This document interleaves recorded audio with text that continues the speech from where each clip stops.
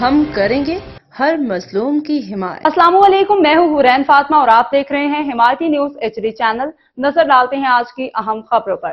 S S P Malir doctor Abdul Khaliq کی زیر صدارت اہم کرائم میٹنگ، جرائم پیشہ عناصر کے خلاف زیرو ٹالرنس پالیسی پر سختی سے عمل درآمد کی ہدایت۔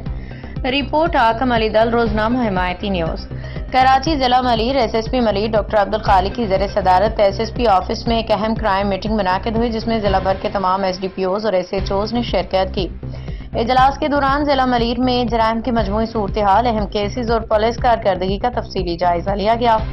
ایس ایس پی ملیر نے اجلاس میں خطاب کرتے ہوئے کہا کہ ضلع میں اسٹریٹ کرمنلز، منشیات فروشوں اور گٹکا ماوا فروخت کرنے والے عناصر کے خلاف زیرو ٹالرنس پالیسی پر سختی سے عمل کیا جائے۔ انہوں نے ہدایت کی کہ اشتہاری اور مفرور ملزمان کی فوری گرفتاری کے لیے انٹیلیجنس بیسڈ کارروائیاں مزید تیز کی جائیں۔ ڈاکٹر عبدالخالق کا کہنا تھا کہ snap checking, combing, search operations اور ٹارگیٹڈ ایکشنز کے ذریعے امن و امان برقرار رکھا جائے تاکہ شہریوں کی جان و مال کا تحفظ یقینی بنایا جا سکے۔ ترجمان ایس ایس پی ملیر کے مطابق ایس ایس پی ملیر نے تمام افسران کو تاکید کی کہ پولیس فورس کا رویہ عوام دوست ہونا چاہیے تاکہ پولیس پہ عوام کا اعتماد مزید مضبوط ہو۔